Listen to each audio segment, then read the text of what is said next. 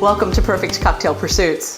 My name is Rosalina Africano, and I'm your host. Today, I'm with Ian Blessing. from All the Bitter. All the Bitter is a non-alcoholic cocktail bitter. That's correct. That's fantastic. What we're going to do is we're going to start out by making a bitter soda, a bitters and soda. Yeah, this is a slight variation on bitters and soda, which would just be cocktail bitters and soda water, which you might add a squeeze of lemon or lime to, if that's your preference. But we're going to make a drink called lemon, lime, and bitters. That sounds perfect. Then that way we'll have something to drink, and then we'll want to have a moment to taste the bitters by themselves. I'm not quite sure that I've ever tasted other bitters by themselves, so I'm looking forward to that. Well, and if you haven't tasted other bitters on their own, tasting non-alcoholic bitters on its own is an interesting way to start. We'll talk more go about into that more during the tasting. Sure. So lemon, lime, and bitters is, if you were making this for yourself, I'm going to make two here. Okay. If you were making this for yourself, here's how I would do it. You don't need to exactly have an exact measurement or proportions, but I would use half a lemon, half a lime, about 4 to 5 dashes of cocktail bitters. And you might want to add a little bit of simple syrup, like a 1/4 ounce or a 1/2 ounce. Not very much, just kind of enough to give it a little balance and a little bit of roundness, but that is absolutely not necessary. We're not actually going to use simple syrup here. We're just going to do the juice of a lemon, a lime. We're going to add some bitters. We're going to top it with soda water. And that's it. Well, you offer 3 types of bitters. You have the aromatic, Correct. you have the New Orleans, and you have the Orange bitters. the orange bitters. There you go. Which one are we using for the drink? We're going to use our aromatic bitters. So we make 3 bitters inspired by classic cocktail bitters, but made fully alcohol-free. So with kind of the rise of non-alcoholic drinks over the last few years, there are 150-something different non-alcoholic spirits worldwide. Everything from whiskey, gin, tequila, vermouth, Campari, absinthe even. There's literally every type of bitter, every type of spirit, that you could possibly imagine. But the one ingredient that was lacking in the market were classically inspired, fully alcohol-free cocktail bitters. And so that was kind of where this idea came from, and we decided to start with the 3 most classic bitters that you would find behind any bar. So that would certainly be the aromatic bitters as well as the orange bitters, but the New Orleans ones I'm not as familiar with. So New Orleans is inspired by a cocktail bitter called Peychaud's, which is a very classic bitter, but it's not one that most people aren't super familiar with it because it's really used for one cocktail in particular, a Sazerac. That's there's lots of cocktails that it's used in, but a Sazerac is why you're going to use Peychaud's more often than not. So the Peychaud's is like the New Orleans bitters. That's their partner, as it were. The orange bitters is that Gary Regan's. Exactly. That one's really popular. There's a number of different orange bitters on the market, just like there are every variety of bitter. Ours in particular was inspired by Regan's orange bitter. Regan. What makes it a little unique is that Regan's uses cardamom and coriander, in addition to orange peel and bitter roots like gentian and everything else that goes into it. So ours was in particular inspired by Regan's orange bitters. Really because we wanted to... Thank you. You're welcome. Cheers. Cheers. I didn't mean to interrupt you. No, that's okay. I need a drink anyway.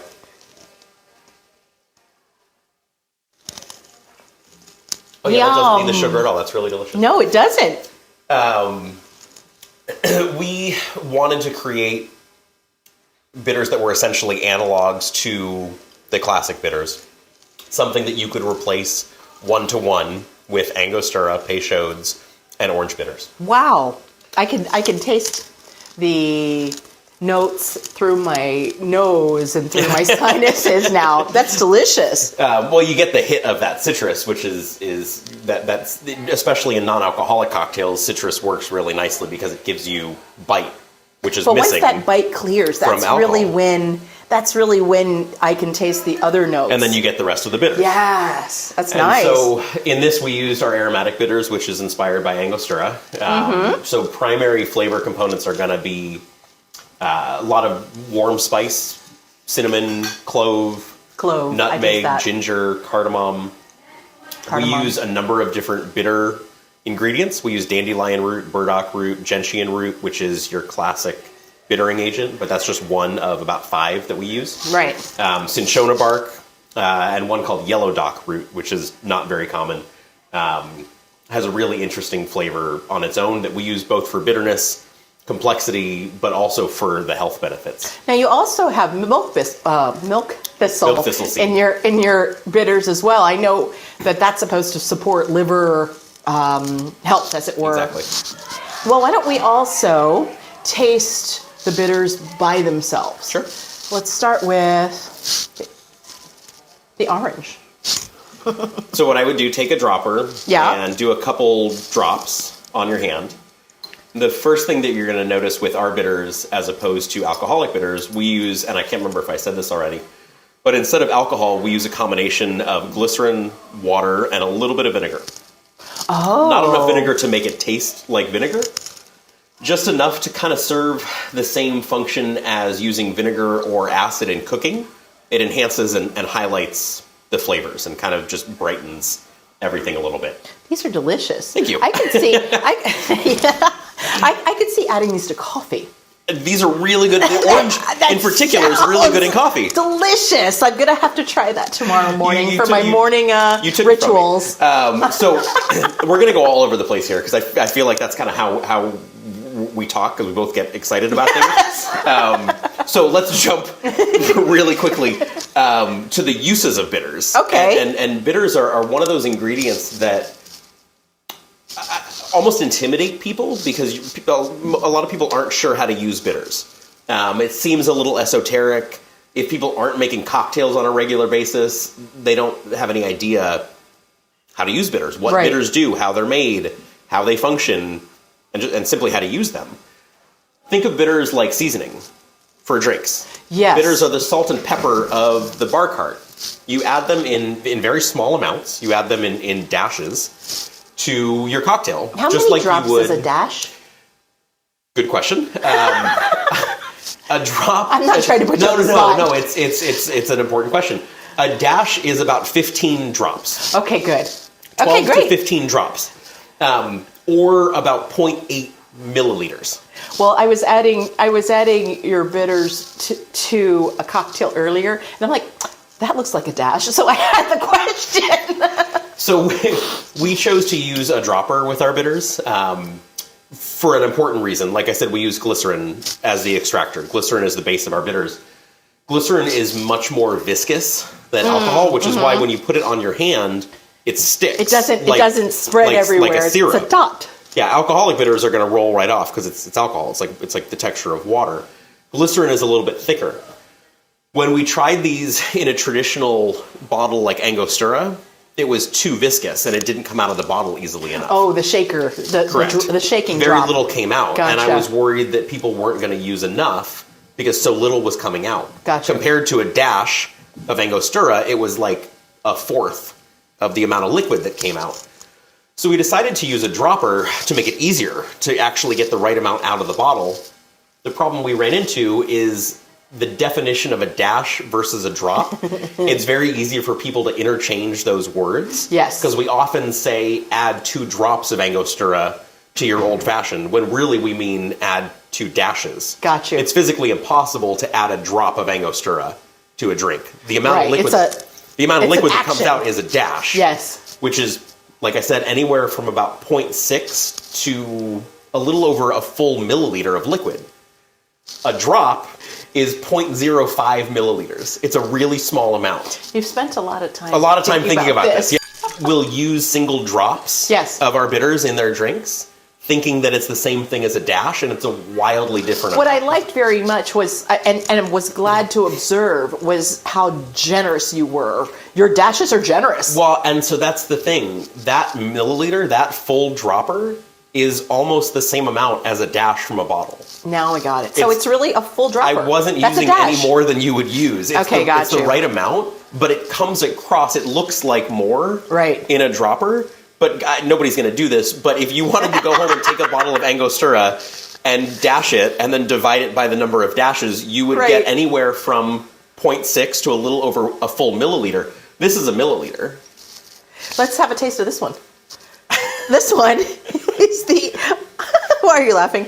Because the conversation of dashes versus drops is something that I have more often than I want to. This is the aromatic bitter. So our aromatic bitters are inspired Yum. by Angostura. So this is the classic bitter that you would use in an old-fashioned, a Manhattan. 90% of cocktails that call for a bitter are calling for Angostura. Right. So the flavor profile is, again, a lot of warm spice, cinnamon, clove, nutmeg, ginger, a lot of bitter roots. And then in this, we use a little bit of holy basil, which is that idea of kind of leaning into the functional wellness benefits of bitters. Cocktail bitters in general, bitters in the 1800s were taken as a medicinal tonic. It was taken as a daily tonic. Yeah. Primarily for gut issues, for your liver, for your kidney. In the 1800s, they were being used for, or purported to be used for anything from jaundice to erectile dysfunction to back pains to everything. Obviously, that's snake oil. It's not right. It can't really do all those things, but that's what it was advertised as. Bitter ingredients do genuinely have a positive impact on your gut, digestion, your digestion. Yeah. So what we wanted to do was really lean into that and create not only an alcohol-free bitter that anybody can use, regardless of if you're okay with alcohol or not, bitters that tasted like classic cocktail bitters, but also bitters that really leaned into that functional wellness benefit. And these are the only non-alcoholic bitters on the market right now. They're not. There are a couple other brands of non-alcoholic bitters.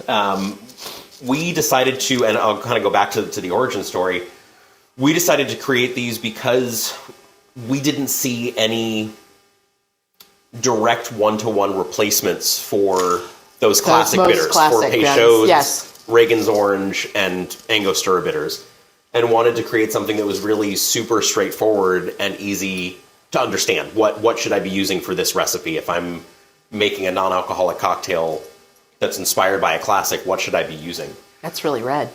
Let's taste this last one. This is the one that's inspired by Peychaud's. Correct. So, and of course, that's the bitter you use in a Sazerac. You got the redness. Yeah. The primary flavors are going to be anise, which you'll find in Peychaud's. That's the first aroma that you're going to get right off the bat when you taste these. Oh, yeah. We use a lot of tart cherry, hibiscus, and rose hips, in addition to 20-something other ingredients. But those are the primary flavors. These in particular, of the three, are very fruity. Right. So you have that tart cherry. When you mix them in a drink, if you use this in a bitters and soda, you're not going to get a ton of that fruit flavor. It comes through more when you taste them straight. I get the hibiscus and I get the sour cherry really forward. It's lovely. Tasting it straight, you get a lot of that. You're not going to get as much of that fruit when it's diluted. Certainly. More when it's diluted in a bitters and soda or a cocktail. What you're going to get is the tartness and the anise, which comes forward. The anise is super aromatic. And really high toned. But tasting it straight, you do get a lot of that cherry kind of straight off the bat. But this, kind of compared to the other three, the New Orleans is going to be the easiest. It's the least bitter of them. It's the most fruit forward. And it's super enjoyable, I think, in just a bitters and soda with a squeeze of lime. It's really just kind of a tasty bitter on its own. Well, thank you so much for coming today and making us a cocktail, as well as walking through each of all the bitter line. You're welcome. Thank you. The tasting was really nice, and I was expecting it to be really overpowering, and it wasn't. It's really pleasant. It's really forward in all of its flavors. Your background is in the culinary world. It is. So my wife and I, my partner Carly, we met at the French Laundry working together as somms. So our background, we didn't work in the kitchen, but our background is in food and wine and flavor. Got it. And so leaving the French Laundry and quitting drinking together about 3 years ago, we were kind of at a crossroads figuring out what we wanted to do. We have two small kids. We have a 2-year-old and a 3-year-old, and didn't want to work in restaurants anymore. Didn't want to work 2 a.m. mornings. Well, French Laundry, I'm sure, was pretty intense. Demanding, yeah. Yeah, it was incredible. It was an amazing experience, and one that I would not trade. I think about it often.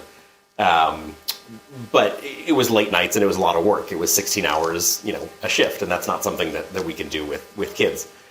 So we needed to figure out what our next step was, what our next move was, and we both very personally got into non-alcoholic beer, wine, and cocktails as, newly non-drinkers that were obsessed with the flavor and the ritual of cocktails and drinks. Yes. And so to be able to keep that part of our lives and to not lose the ritual and the flavor of a good cocktail was really kind of made us feel whole, made us feel complete, made us feel included, which we didn't quite feel with, just the coffee and tea and lemonade and Coke. Like, I don't want to have a nice dinner and have lemonade with my steak. Like, I like lemonade and I like Coke, but I don't really want to drink that, with a nice meal. Understood. I want a cocktail or a glass of wine. Well, I think that you've really created a delightful product that's complementary to alcoholic cocktails, non-alcoholic cocktails. I think it's a really delicious product line. We are at the Mindful Drinking Fest, and we had a great day today. You had a lot of action at your table. We had a lot of action. I'm super glad to be sitting here taking a minute. I'm sure. Off of my feet. Off of your feet. Yeah. It was a really busy and exciting festival. It was for us as the non-alcoholic drink community. Right.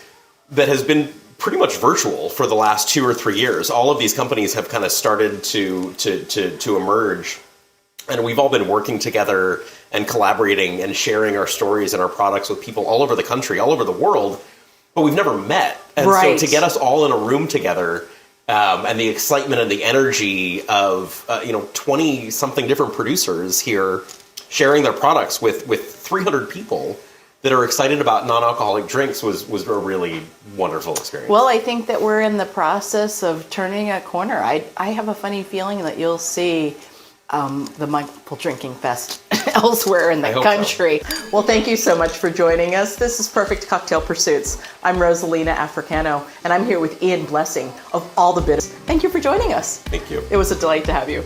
See you next time.